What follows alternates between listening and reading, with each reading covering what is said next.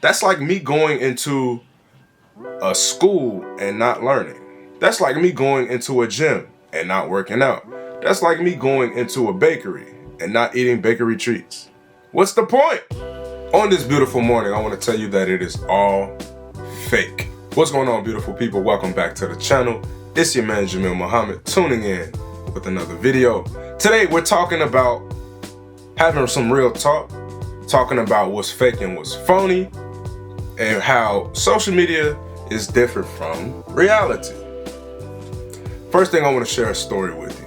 A few years ago, I was training a young lady, and before I would ask some questions like, do you have any medical issues? Do you have any specific goals, or do you just generally want to get in shape? So she showed me a picture of a very beautiful model on Instagram. She said, I want to look like her.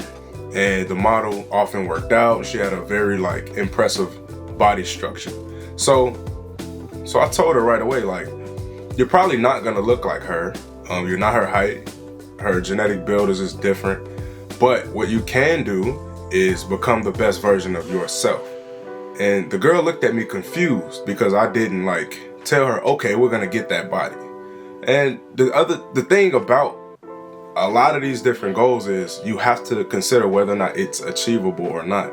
Unless you specifically go in and change your genetic structure, you're probably not gonna look like these people.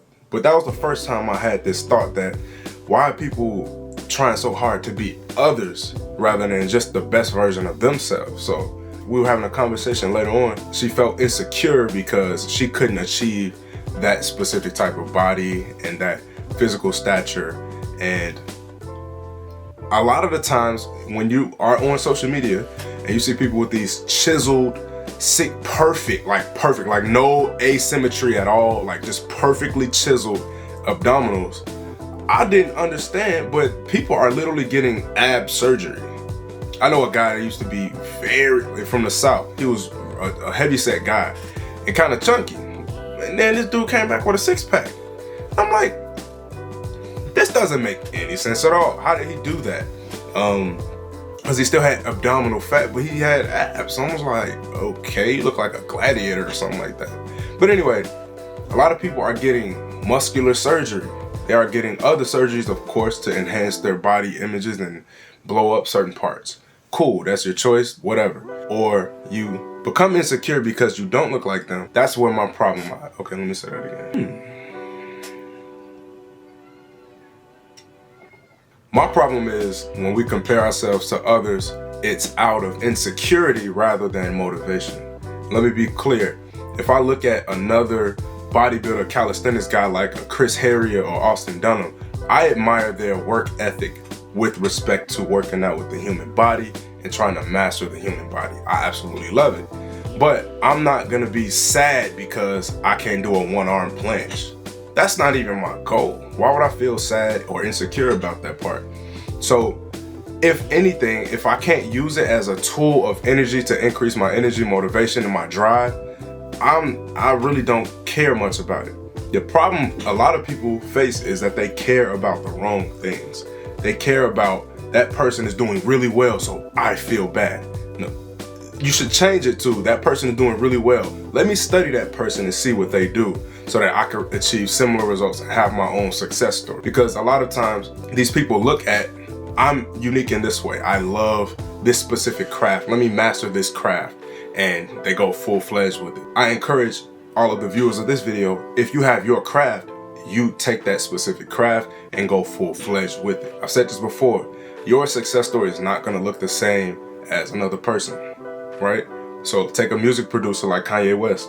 He doesn't have the same success story as Jay-Z, even though they connected and linked up and that's part of his success, right? So Michael Jordan does not have the same success story as LeBron James. They're both GOATs.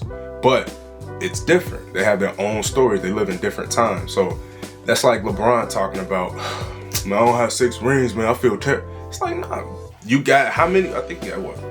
4? I think he has his own story. He has his own set of goals.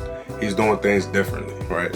So that's where your sense of identity comes in, where you're not comparing yourself to another person out of insecurity. Rather, it's coming from a place of motivation.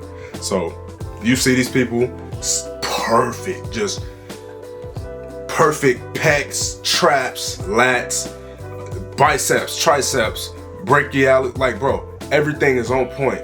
And it would be ridiculous as a person that doesn't take performance enhancing drugs to look at those people that do take them and say, man, I must be weak, I must be feeling insecure and jealous. I don't have the mental space to even care about being jealous or insecure because I have my own things to worry about. So I encourage all the viewers of this video, make sure you're clear about your goal.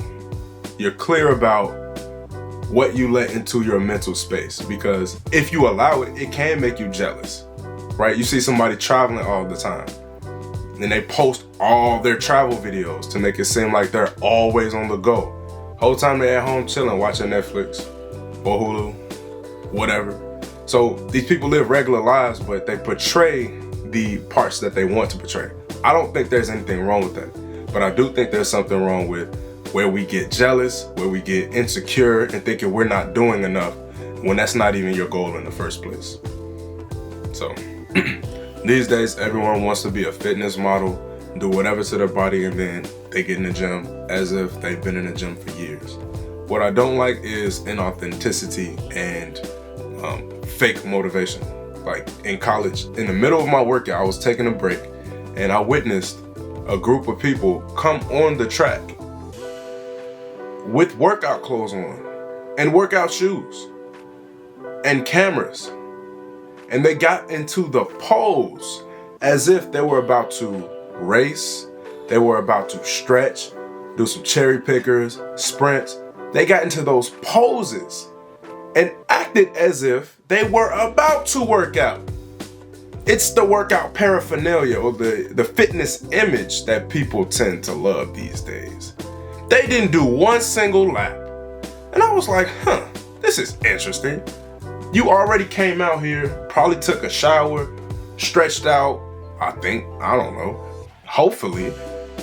You went out here to the track, the workout place, and did not work out. That's like me going into a school and not learning.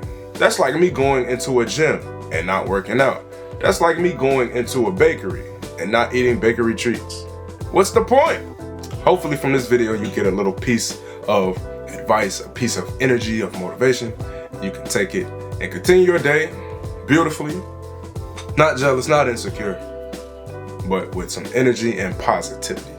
Thank you all so much for tuning in. Once again, it's your man Jamil Muhammad. Tuning in with another video, piece of energy, piece of motivation. I'm out of here. Peace.